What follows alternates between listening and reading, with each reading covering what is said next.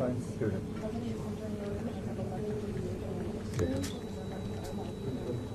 Hi, Mr. President.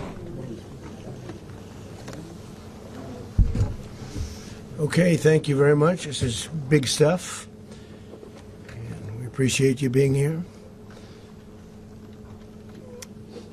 Late last night and early today, at my direction, the United States Armed Forces conducted an extraordinary military operation in the capital of Venezuela.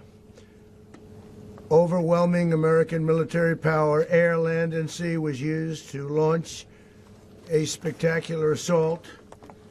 And it was an assault like people have not seen since World War II. It was a force against a heavily fortified military fortress in the heart of Caracas to bring outlaw dictator Nicolás Maduro to justice. This was one of the most stunning, effective, and powerful displays of American military might and competence in American history.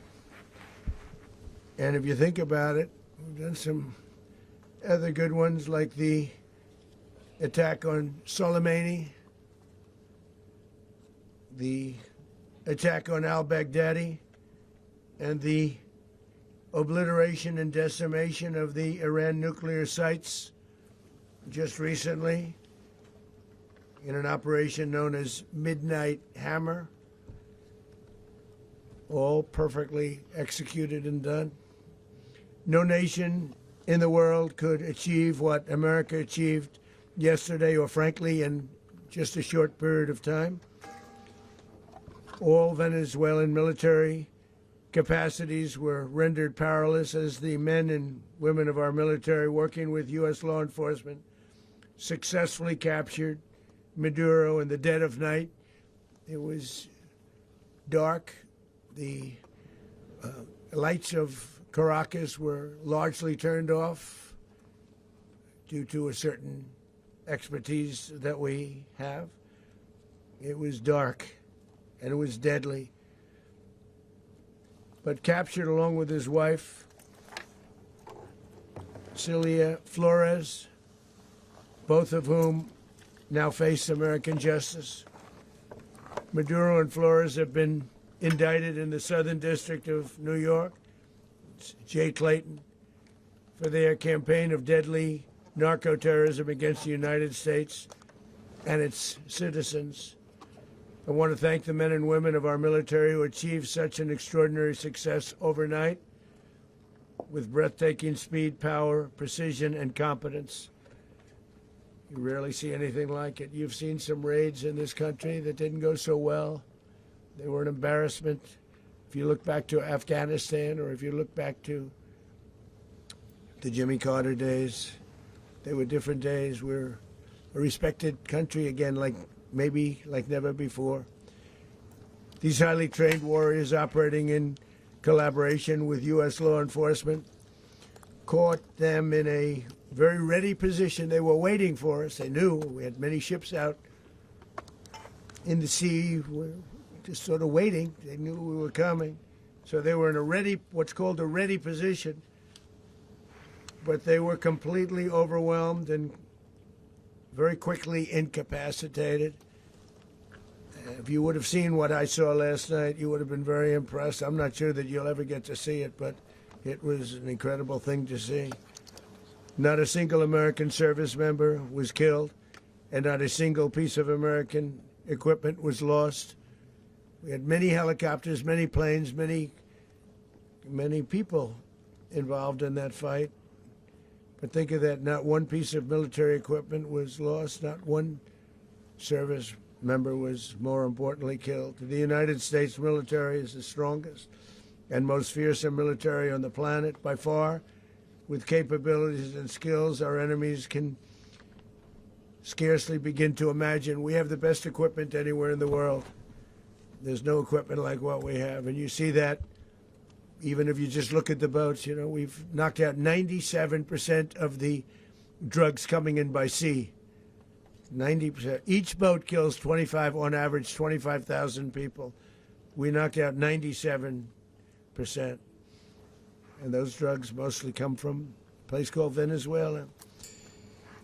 We're going to run the country until such time as we can do a safe, proper, and judicious transition. So we don't want to be involved with having somebody else get in and we have the same situation that we had for the last long period of years.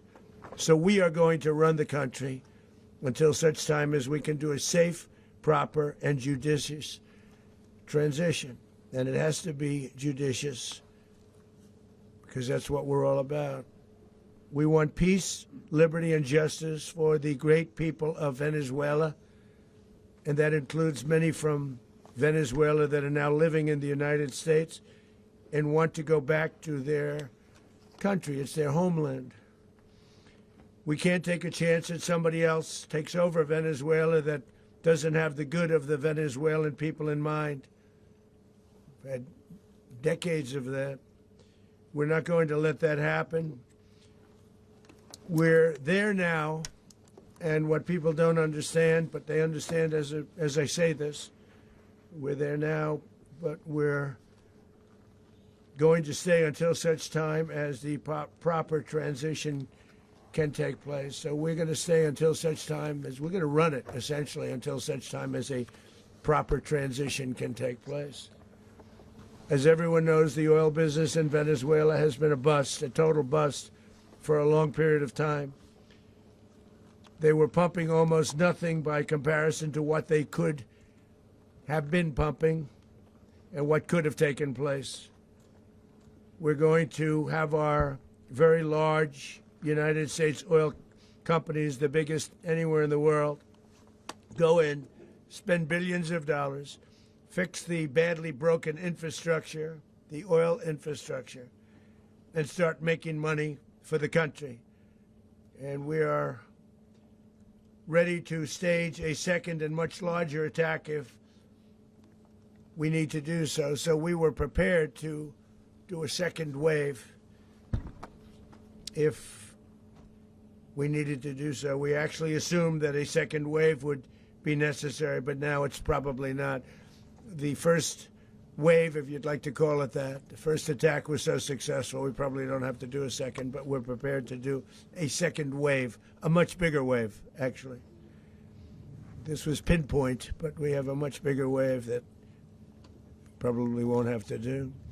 This partnership of Venezuela with the United States of America, a country that everybody wants to be involved with because of what we were able to do and accomplish, will make the people of Venezuela rich, independent, and safe. And it will also make the many, many people from Venezuela that are living in the United States extremely happy. They suffered. They suffered. So much was taken from them. They're not going to suffer anymore. The illegitimate dictator Maduro was the kingpin of a vast criminal network responsible for trafficking colossal amounts of deadly and illicit drugs into the United States.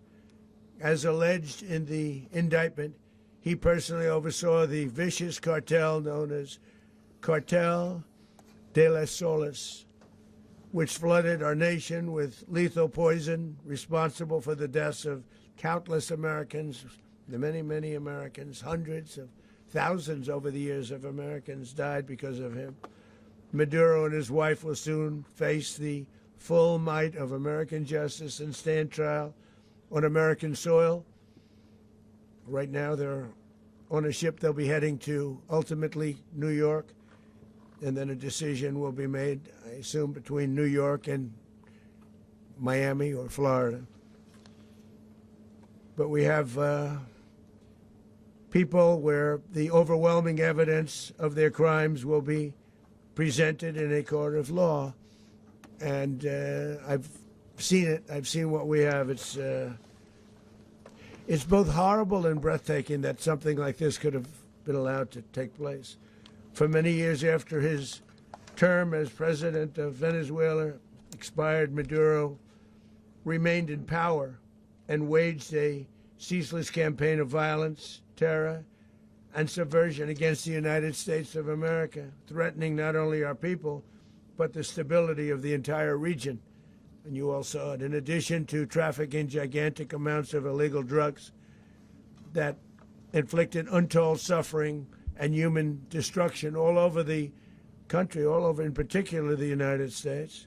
Maduro sent savage and murderous gangs, including the bloodthirsty prison gang, Tren de Aragua, to terrorize American communities nationwide, and he did indeed.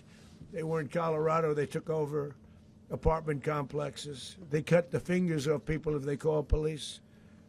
They were brutal, but they're not so brutal now. And I just have to congratulate our military, Pete, and everybody, and our National Guard, because the job that they've done, whether it's in Washington, D.C., where we have a totally safe city, where it was one of the most unsafe cities anywhere in the world, frankly, and now we have no crime in Washington, D.C. We haven't had a killing. We had the terrorist attack a few weeks ago.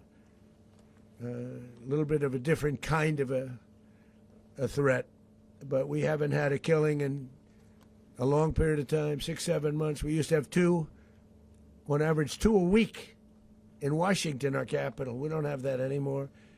The restaurants are opening. Everyone's happy. They're going, they're walking their daughters, they're walking their children, their wives. They walk to restaurants. Restaurants are opening all over Washington, D.C. So I want to thank the National Guard. I want to thank our military. And I want to thank law enforcement. Been amazing. And they should do it with more cities. We're doing it, as you know, and we're doing it in Memphis, Tennessee right now, and crime is down. We've just sort of started a few weeks ago, but crime is down now 77%. And the governor of Louisiana called, great person, and he wanted us to help him, as you know, in a certain very nice part of Louisiana. And we have done that. And it was a rough section, and we have crime down. I understand it's down to almost nothing already after 2.5 weeks. New Orleans, it's down to almost nothing, and we've only been there for 2.5 weeks. Can't imagine why governors wouldn't want us to help. We also helped, as you know, in Chicago, and crime went down a little bit there. We did a very small help because we had no working ability with the governor. The governor was a disaster, and the mayor was a disaster, but it knocked down crime. But we're pulling out of there. When they need us, we'll know. You'll know. You'll be writing about it. And likewise, Los Angeles, where we saved Los Angeles early on, where the head of the police department made a statement that if the federal government didn't come in, we would have lost Los Angeles. That's long after the fires. That's when they had the riots in Los Angeles. We did a great job. Got no credit for it whatsoever, but that's okay. It doesn't matter. We don't need the credit. But we'll be pulling out when they need us. They'll call, or we'll go back if we have to. We'll go back. But we did a great job in various cities. But the place that we're very proud of is Washington, D.C., because it's our nation's capital. We took it from being a crime-ridden mess to being one of the safest cities in the country. But the gangs that they sent raped, tortured, and murdered American women and children. They were in all of the cities I mentioned, Tren de Aragua. And they were sent by Maduro to terrorize our people, and now Maduro will never again be able to threaten an American citizen or anybody from Venezuela. There will no longer be threats. For years I've highlighted the stories of those innocent Americans whose lives were so heartlessly robbed by this Venezuelan terrorist organization. Really one of the worst. One of the worst, they say the worst. Americans like 12-year-old Jocelyn Nungari from Houston. Beautiful Jocelyn Nungari, what happened to her?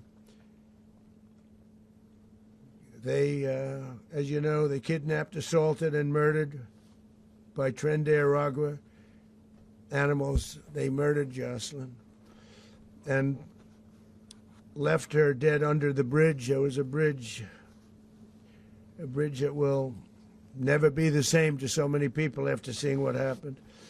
As I've said many times, the Maduro regime emptied out their prisons, sent their worst and most violent monsters into the United States, to steal American lives. And they came from mental institutions and insane asylums. They came from prisons and jails. The reason I say both, they sound similar. Actually, prisons, a little bit more hostile, a little bit tougher. A mental institution isn't as tough as an insane asylum, but we got them both. They sent from their mental institutions. They sent from their jails, prisons. They were drug dealers. They were drug kingpins. They sent everybody bad into the United States, but no longer. And we have now a border where nobody gets through. In addition, Venezuela unilaterally seized and stole American oil, American assets, and American platforms, costing us billions and billions of dollars. They did this a while ago, but we never had a president that did anything about it. They took all of our property. It was our property. We built it. And we never had a president that decided to do anything about it. Instead, they fought wars that were 10,000 miles away. We built Venezuela oil industry with American talent, drive, and skill, and the socialist regime stole it from us during those previous administrations, and they stole it through force. This constituted one of the largest thefts of American property in the history of our country. Considered the largest theft of property in the history of our country. Massive oil infrastructure was taken like we were babies, and we didn't do anything about it. I would have done something about it. America will never allow foreign powers to rob our people or drive us back into and out of our own hemisphere. That's what they did. Furthermore, under the now deposed dictator Maduro, Venezuela was increasingly hosting foreign adversaries in our region and acquiring menacing offensive weapons that could threaten U.S. interests and lives. And they used those weapons last night. Potentially in league with the cartels operating along our border. All of these actions were in gross violation of the core principles of American foreign policy, dating back more than 2 centuries, and not anymore. All the way back, it dated to the Monroe Doctrines, and the Monroe Doctrine is a big deal, but we've superseded it by a lot, by a real lot. They now call it the Monroe Document. I don't know. It's Monroe Doctrine. We sort of forgot about it. It was very important, but we forgot about it. We don't forget about it anymore. Under our new national security strategy, American dominance in the Western Hemisphere will never be questioned again. Won't happen.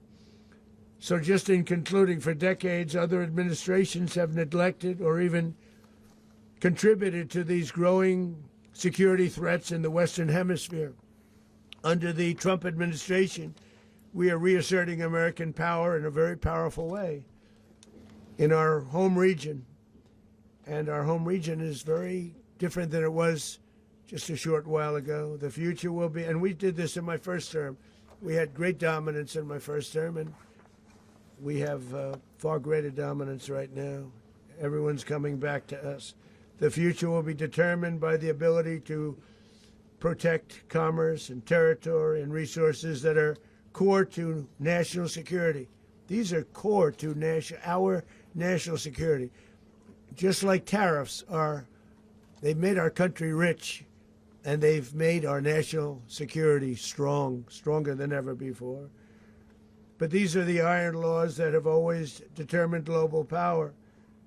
And we're going to keep it that way. We will secure our borders. We will stop the terrorists. We will crash the cartels. And we will defend our citizens against all threats, foreign and domestic.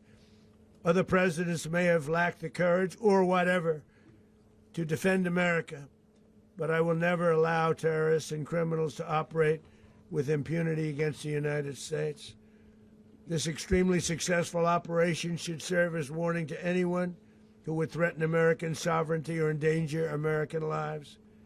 Very importantly, the embargo on all Venezuelan oil remains in full effect.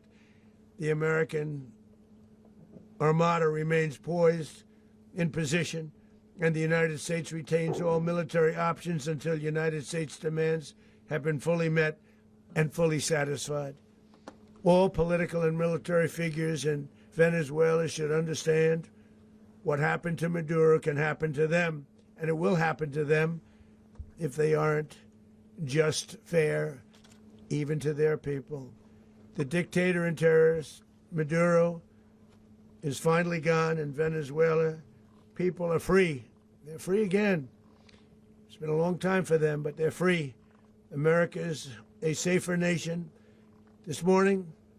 It's a prouder nation this morning because it didn't allow this horrible person and this country that was doing very bad things to us.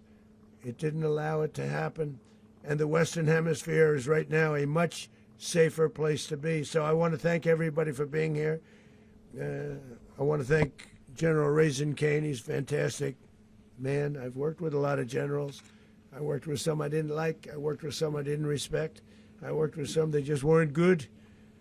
But this guy is fantastic. I watched last night one of the most precise attacks on sovereignty. I mean, it was an attack for justice.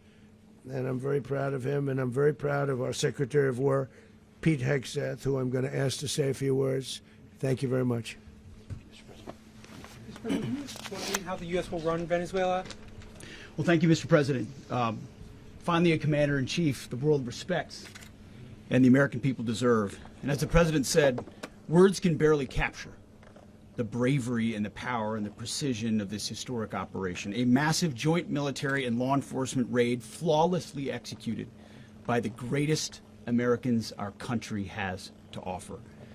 American warriors are second to none, the best in the world and the best of our country. What all of us witnessed last night was sheer guts and grit, gallantry and glory of the American warrior. I'm simply humbled by such men. And I tip my hat to our chairman, Dan Raisin Kane, and all those Americans who stood watch last night. Our warriors are the elite of America, and again, President Trump has your back.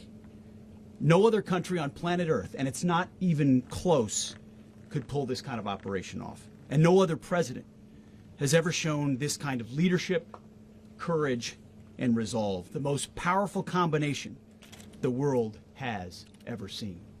As the President said, our adversaries remain on notice. America can project our will anywhere, anytime. The coordination, the stealth, the lethality, the precision, the very long arm of American justice, all on full display in the middle of the night. Nicolás Maduro had his chance, just like Iran had their chance, until they didn't and until he didn't. He effed around, and he found out. President Trump is deadly serious about stopping the flow of gangs and violence to our country. Deadly serious about stopping the flow of drugs and poison to our people. Deadly serious about getting back the oil that was stolen from us. And deadly serious about reestablishing American deterrence and dominance in the Western Hemisphere. This is about the safety, security, freedom, and prosperity of the American people.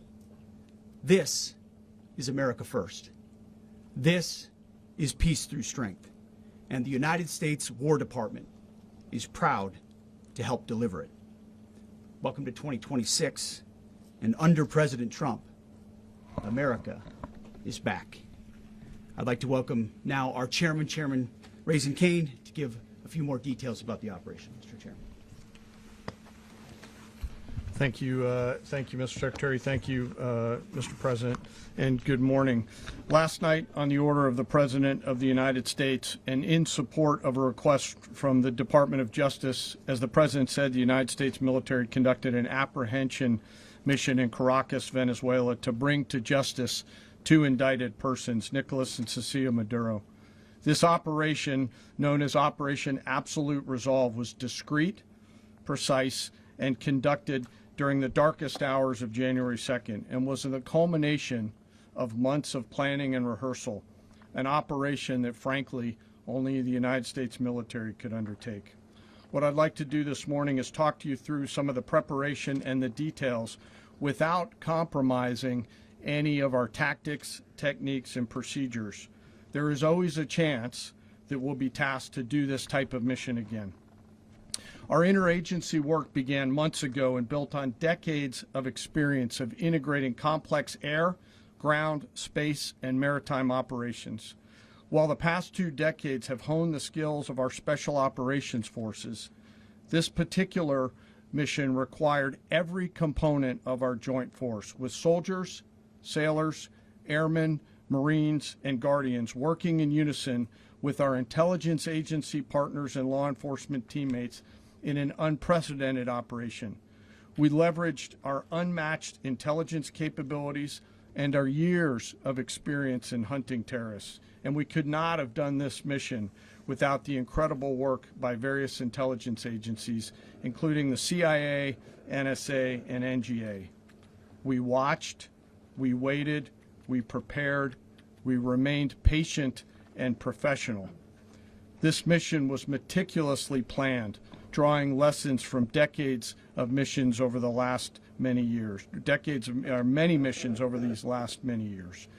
This was an audacious operation that only the United States could do. It required the utmost of precision and integration within our joint force. And the word integration does not explain the sheer complexity of such a mission. An extraction so precise it involved more than 150 aircraft launching across the Western Hemisphere in close coordination, all coming together in time and place to layer effects for a single purpose: to get an interdiction force into downtown Caracas while maintaining the element of tactical surprise. Failure of one component of this well-oiled machine would have endangered the entire mission, and failure is never an option for America's joint force.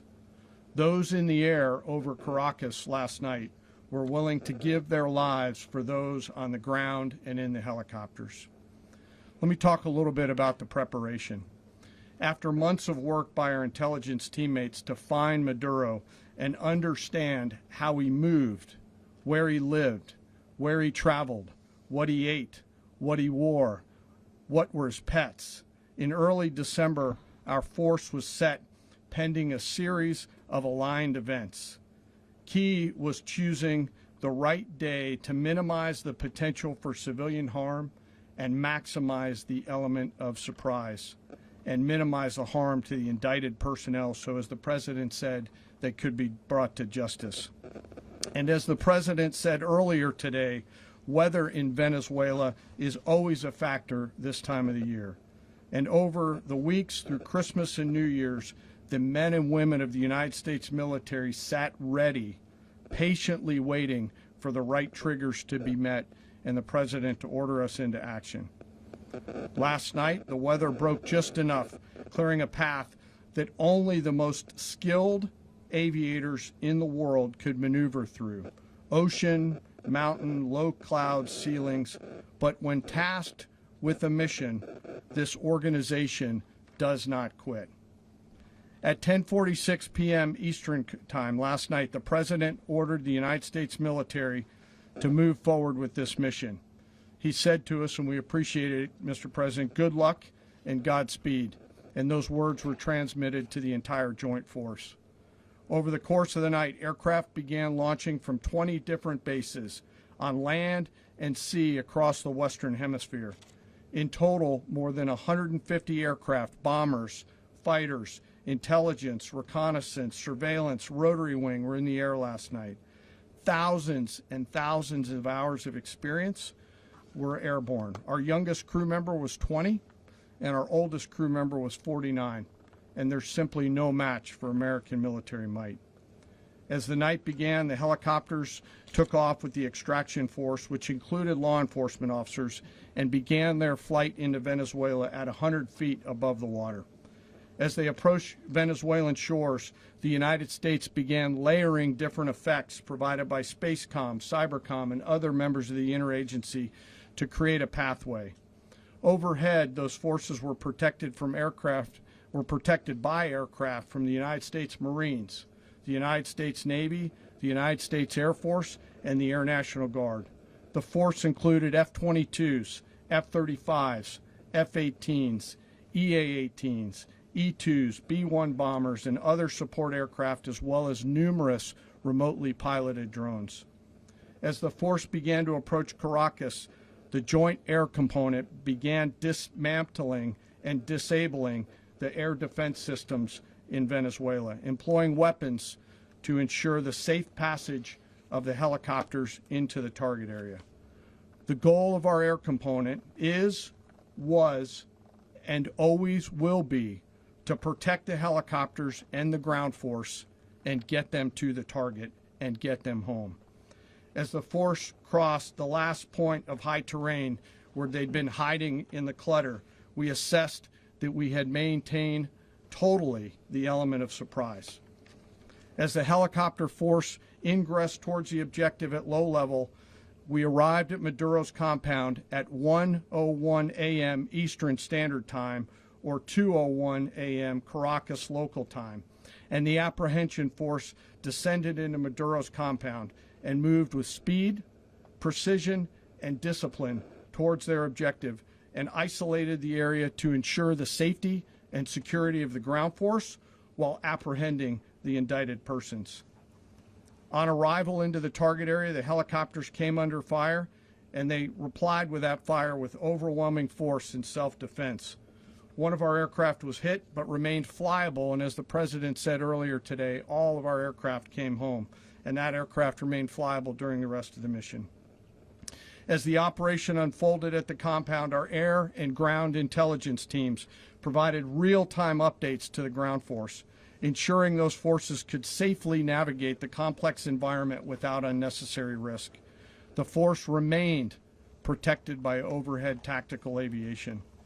Maduro and his wife, both indicted, gave up and were taken into custody by the Department of Justice, assisted by our incredible U.S. military with professionalism and precision, with no loss of U.S. life. After securing the indicted persons, the force began to prep for departure. Helicopters were called in to exfiltrate the extraction force, while fighter aircraft and remotely piloted aircraft provided overhead coverage and suppressive fire. There were multiple self-defense engagements as the force began to withdraw out of Venezuela. The force successfully exfiltrated and returned to their afloat launch bases, and the force was over the water at 3:29 a.m. Eastern Standard Time with indicted persons on board. And both Maduro and his wife were embarked aboard the USS Iwo Jima. In closing, what we've witnessed today is a powerful demonstration of America's joint force. We think, we develop, we train, we rehearse, we debrief, we rehearse again and again, not to get it right, but to ensure that we cannot get it wrong. Our jobs are to integrate combat power so when the order comes, we can deliver overwhelming force at the time and the place of our choosing against any foe anywhere in the world. I am immensely proud today of our joint force and filled with gratitude to represent them here today. There is simply no mission too difficult for these incredible professionals and the families that stand by them and support them. As we stand here this morning, our forces remain in the region at a high state of readiness, prepared to project power, defend themselves, and our interests in the region. This operation is a testament to the dedication and unwavering commitment to justice and our resolve to hold accountable those who threaten peace and stability. In closing, I want to express my heartfelt gratitude to the brave men and women who executed this mission. Their courage and tireless commitment to our nation are what makes us strong. Thank you, Mr. Secretary, and thank you, Mr. President. Well, I don't have much to add to what you've heard now, other than the following points. Nicolás Maduro was indicted in 2020 in the United States He is not the legitimate president of Venezuela. That's not just us saying it. The first Trump administration, the Biden administration, the second Trump administration, none of those three recognized him. He's not recognized by the European Union and multiple countries around the world. He is a fugitive of American justice with a $50 million reward, which I guess we saved $50 million. And We should make sure. yeah, exactly. But Don't let anybody claim it. Nobody deserves it but us. But I want to be clear about one thing. Nicolás Maduro had multiple opportunities to avoid this. He was provided multiple very, very, very generous offers and chose instead to act like a wild man, chose instead to play around. And the result is what we saw tonight. The other message here is the following. You have a guy, like many people around the world, they like to play games. You have a guy who decides he's going to invite Iran into his country, is going to, do the confiscation of American oil companies, is going to flood our country with gang members, is going to take Americans prisoner and try to hold them for hostage and trade them like he was able to do with the Biden administration. Basically likes to play games all this time and thinks nothing's going to happen. And I hope what people now understand is that we have a president. The 47th president of the United States is not a game player. When he tells you that he's going to do something, when tells you he's going to address a problem, he means it. He actions it. I can tell you, I've watched this process now for 14, 15 years, been around it. Everybody talks. I'm going to do this. I'm going to do that. When I get there, we're going to do this. We're going to take. This is a president of action. Like, I don't understand yet how they haven't figured this out. And now, if you don't know, now you know. Because this is the way it's going to play out. And I think people need to understand that this is not a president that just talks and does letters and press conferences. And, if he says he's serious about something, he means it. And this is something that was a direct threat to the national interest of the United States. And the president addressed it. There's a president of peace, by the way. I told you what I just said earlier. This guy had multiple opportunities to find his way somewhere else and figure out another. He could have been living somewhere else right now, very happy. But instead, he wanted to play big boy. And so now, he's got other sets of problems on his hands. And but I think the message here should be for the world. Look, the president doesn't go out looking for people to pick fights with. He's not, generally wants to get along with everybody. We'll talk and meet with anybody. But don't play games. Don't play games with this president's in office, because it's not going to turn out well. And so I hope that, I guess that lesson was learned last night, and we hope it'll be instructive moving forward. Is that a message for Cuba? Mr. President. Mr. President. Mr. President. Mr. President. Mr. President. Mr. President. Mr. President, you said that the U.S. is going to run Venezuela. So who's in power right now?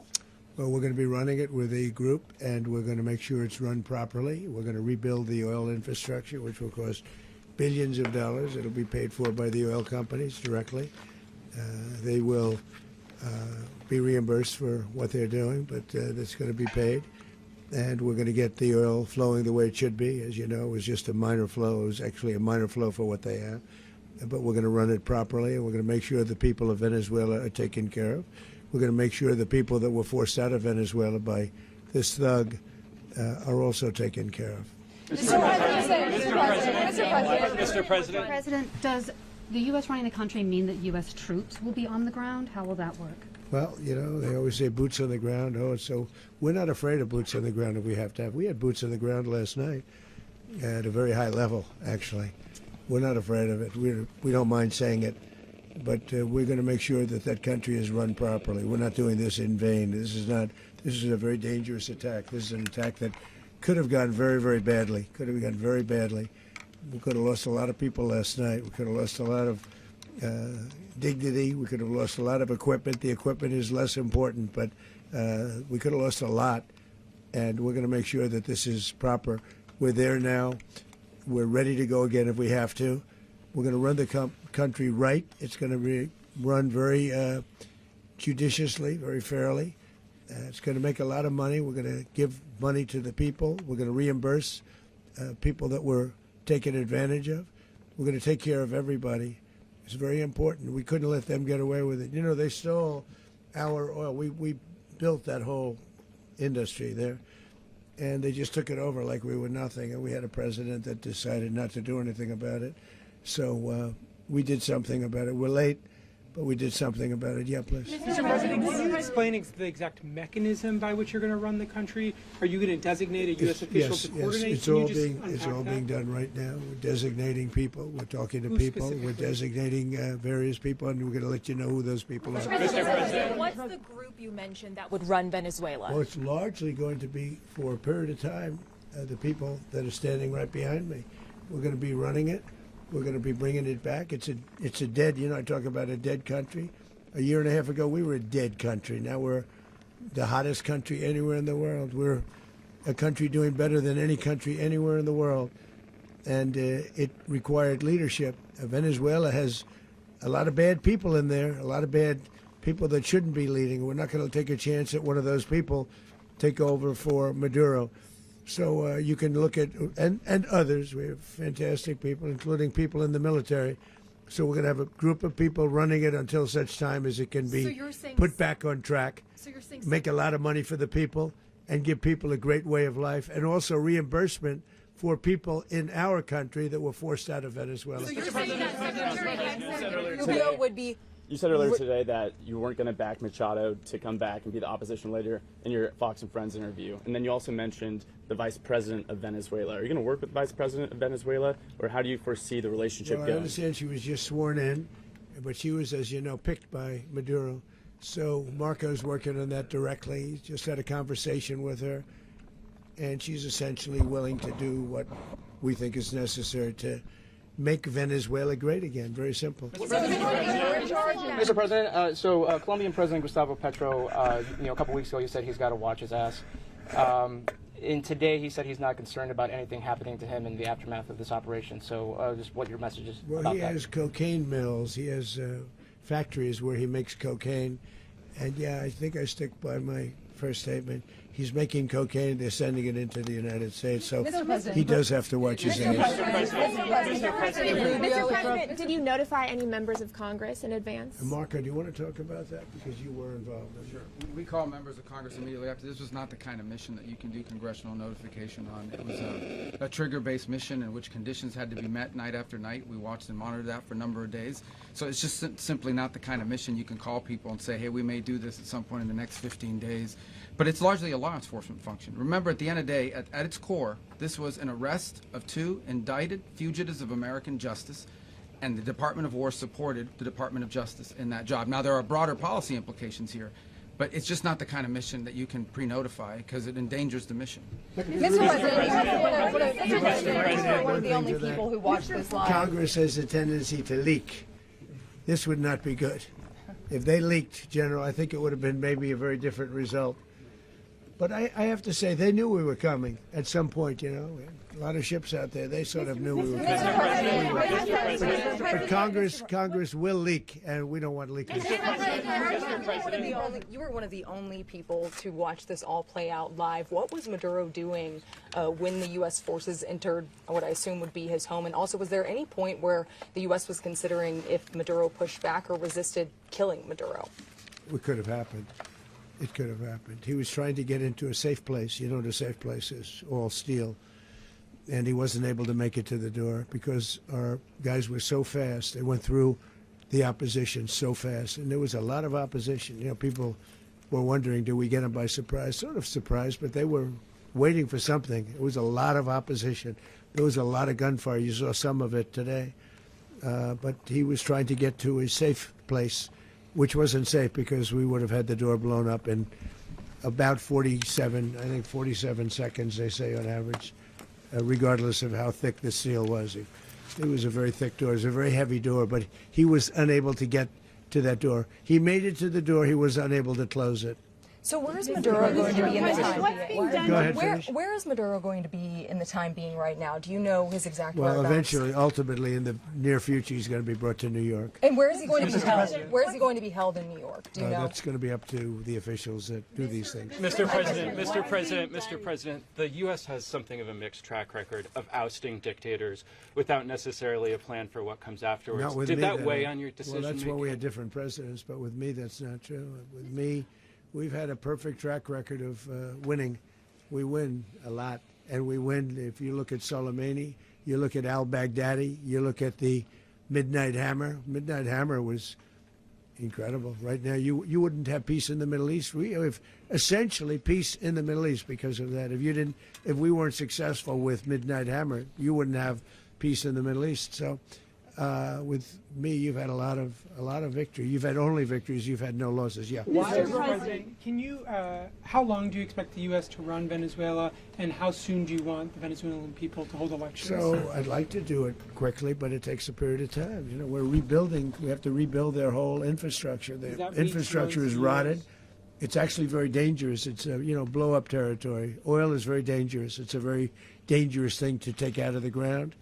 Can kill a lot of people. It has killed a lot of people doing just that. The infrastructure is old. It's rotted. Much of it is stuff that we put there 25 years ago, and we're going to be replacing it. And we're going to take a lot of money out so that we can take care of the country. Are you saying that Secretary Rubio and Mr. President, China, Russia, and Iran have interests in Venezuela. How does this operation affect your relationships with them when it comes to the oil and the drugs? And Russia, Russia when we get things straightened out. But in terms of other countries that want oil, we're in the oil business. We're going to sell it to them. We're not going to say we're not going to. In other words, we'll be selling oil, probably in much larger doses because they couldn't produce very much because their infrastructure was so bad. So we'll be selling large amounts of oil to other countries, many of whom are using it now, but I would say many more will come. Are you saying that, Mr. President, are you saying that? Oh. Mr. President, thank you. What is your message to the people of Venezuela today? Of course, the civilian population specifically, they have a lot of questions. What is your message to the people of Venezuela? That you're going to have peace, justice. You're going to have some of the riches that you should have had for a long period of time. It was stolen from you. But you're going to have peace and you're going to have safety. You're going to have justice. You're going to have a country. You're going to have a real country. You're going to have potentially a great country. You know, if you go back 20 years, maybe even a little longer ago, that was a great country. And they destroyed it. Remember I said that if we lose this election, the United States will be Venezuela on steroids. That's what would have happened. Had we lost the election, the 2024 election, we suffered so badly when you look at the border from 2020. What they did, what Joe Biden administration did to our country should never be forgotten. But if we had to go through another year of that, we would be exactly where Venezuela was in terms. I used to say, if they win, we're going to be Venezuela on steroids, and that's what would have happened. President, thank you. Are you saying that Secretary Hegseth and Rubio are going to be running Venezuela, and will you be sending in U.S. military They're troops going to to be a provide? team that's working with the people of Venezuela to make sure that we have Venezuela right. Because for us to just leave, who's going to take over? I mean, there is nobody to take over. You have a vice president who's been appointed by Maduro. And right now she's the vice president, and she's, I guess, the president. She was sworn as president just a little while ago. She had a long conversation with Marco, and she said, we'll do whatever you need. I think she was quite gracious, but she really doesn't have a choice. We're going to have this done right. We're not going to just do this with Maduro, then leave like everybody else, leave and say, let it go to hell. If we just left, it has zero chance of ever coming back.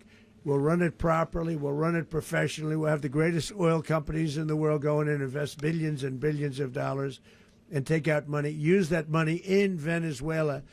And the biggest beneficiary are going to be the people of Venezuela. And also, I can't stress this strongly enough, the people that got thrown out of Venezuela that are now in the United States, and frankly, some want to stay and some probably want to go back. Yeah. So, Mr. President, what's being done to protect Americans in the country, and were any of the detained Americans Well, right now they're rescued very last protected night? because nobody's going to mess with us. They're very protected. The people of, and we let them know that you better not touch one of them. Are you concerned that bad elements of the Maduro regime will remain in place? Well, we know who they are. We're on them, and they're acting much differently now than they would have acted 2 days ago. And what can you okay, say wait, about behind you, please. Mr. President, why is running a country in South America America first? Well, I think it is because we want to surround ourselves with good neighbors. We want to surround ourselves with stability. We want to surround ourselves with energy. We have tremendous energy in that country. It's very important that we protect it. We need that for ourselves. We need that for the world. And we want to make sure we can protect it. Mr. President, Yes, sir. Please, go ahead. Yeah, is there a message here for Cuba and Diaz-Canel? Well, Cuba is an interesting case. Cuba is, not doing very well right now. That system has not been a very good one for Cuba. The people there have suffered for many, many years. And I think Cuba is going to be something we'll end up talking about, because Cuba is a failing nation right now, very badly failing nation. And we want to help the people. It's very similar in the sense that we want to help the people in Cuba, but we want to also help the people that were forced out of Cuba and living in this country. Do you want to say something about that, Marco, please?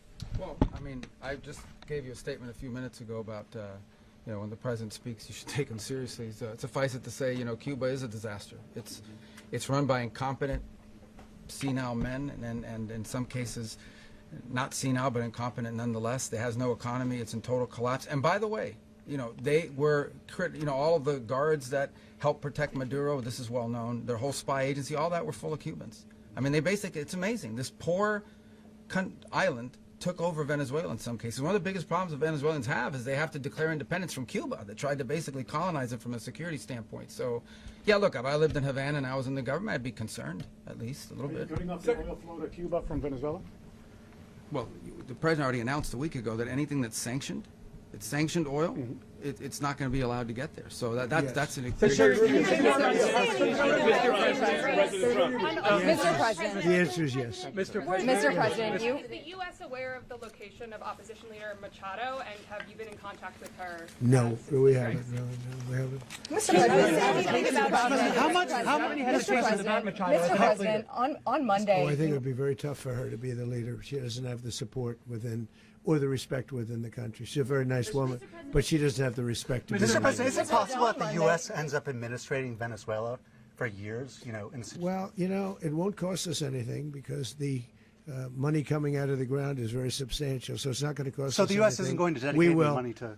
Well, we want redevelop safety the- there. We want to be surrounded by countries that aren't housing all of our enemies all over the world. That's what was happening, and you don't want to have that. But we're going to be rebuilding, and we're not spending money. The oil companies are going to go in. They're going to spend money. We're going to take back the oil that, frankly, we should have taken back a long time ago. A lot of money is coming out of the ground. We're going to get reimbursed for all of that. We're going to get reimbursed for everything that we spend. So it's going to be a very important. This is a very big evening that took place last night. We have to be surrounded by safe, secure countries, and we also have to have energy. Very important. We have to have energy that's real energy, not where they're getting 4% and 5% of the energy out of the ground. You take a look. It was such a disaster. So what's going to happen with Venezuela, I think, over the next period of a year is going to be a great thing, and the people of Venezuela will be the biggest beneficiaries. Mr. President, on Monday, U.S. military. Mr. President, thank you. What did you last speak to Maduro about when you spoke? And is the Well, U.S. I don't want to at get war into with the Venezuela? conversations, but I did have conversations with him, and I said, you got to surrender. And I actually thought he was pretty close to doing so, but now he wished he did, yeah. Mr. President, can you explain, you said that Maduro is responsible for drug trafficking. You recently pardoned the former president of Honduras who was convicted on many drug trafficking. Can you explain how these two situations are different? And would you ever pardon Maduro? I endorsed, as you know, the winning president, the man who won in Honduras. I endorsed the man who won in Chile. I endorsed the man who won in Argentina. And we are doing very well with that whole group. What the man that I pardoned was, if you could equate it to us, he was treated like the Biden administration treated a man named Trump. That didn't work out too well for them. This was a man who was persecuted very unfairly. He was the head of the country. He was persecuted very unfairly. And there are a number of them. And we felt that it was a very unfair situation that happened to him. He's also a party member of the man who won. So obviously the people liked what I did. And one of the reasons that was done is because of the fact that the party in power felt very strongly that that man was treated very badly. I studied it very quickly, and then I studied it in great detail. I went to a lot of the people standing behind me, and they felt that that man was persecuted and treated very badly. That's why I gave him a pardon. Mr. President, you referenced boots on the ground earlier. Can you just sort of button this up? Do you envision the U.S. military having a presence in Venezuela as the U.S. runs that Well, country? no, we're going to have a presence in Venezuela as it pertains to oil, because we have to have, we're sending our expertise in. So you may need something, not very much. But no, we're going to be taking out a tremendous amount of wealth out of the ground. and that wealth is going to the people of Venezuela and people from outside of Venezuela that used to be in Venezuela. And it goes also to the United States of America in the form of reimbursement for the damages caused us by that country. So I want to thank you all very much. Thank you. Do you have one? Yes, please. Americans worried about escalation. You were so nice before. I'm going to give you the final question. Go Thank ahead. you, Mr. Unless President. it's a bad question, in It's which about case Putin. I'll go one word. It's about who? It's about Putin, if you want. About Putin. Well, okay. that's always nice You had to a phone. talk about Putin. You had a phone call with him on Yeah. Monday. Did he talk at all about Maduro? Did y'all talk about this? No, we didn't. And We then- never spoke about Maduro. Are you mad at him right now? I mean, there's this I'm not intelligence. thrilled with Putin. I'm not thrilled with Putin. He's killing too many people. There was that I intelligence. thought that would be so. I settled 8 1/4 war. You know what the 1/4 was? Thailand and Cambodia. I did it again. They broke out, and I did it in about 5 hours, and I settled it. I'm giving myself 1/4, so I'm up to now 8 1/4. In other words, I settled the war, but then they broke out. They had a pretty bad breakout over the last 4 days. I got them to go back to peace. So I only give 1/4. I thought the easiest one would be, one of the easier ones would be Russia, Ukraine. It's not. And they both have done some pretty bad things. And look, that's Biden's war. That's not my war. But I want to stop the lives. Did you see where last month, 30,000, it was 27,000 the month before. 30,000, mostly soldiers, were killed this last month. 30,000. I want to stop that. You know, I got NATO to pay 5% instead of the 2% that they weren't paying. They weren't paying 2, now they pay 5. And we send them a lot of munitions, we send them a lot of things, missiles and various other things, a lot. And they pay. The United States is not losing money. We're probably making money on that. It's the last thing I care about. I just want to stop all those people. We're losing 25, 30,000 human beings that come from 2 places that are very far away. But if I can stop, because it's something I've been pretty good at doing, deals, I guess. It's all a deal. Life is a big deal. But if I can stop that war and stop 30,000 young people, in addition to the fact that people are being killed in Kiev, people are being killed in other cities throughout, a much smaller number, but they're being killed, viciously killed. So I'm not happy about it. I thought that would be something that would get solved. We have Mr. Witkoff here. I think that we're making progress, but that's a war that should have never happened. If I were president, it would have never happened. Putin says it. Everybody says it. If I were president, that would have never happened. But I inherited that war. That was Joe Biden, Zelensky, and Putin. I came into the situation, and it's a mess. And I will say this. I watched an operation last night that was so precise, that was so brilliant. I mean, it was incredible.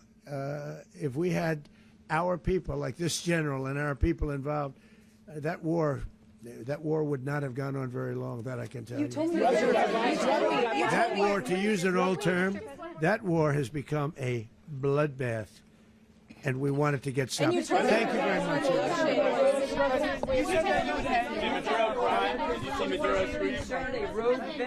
Mr. Secretary, can you talk about your conversation with the Vice President?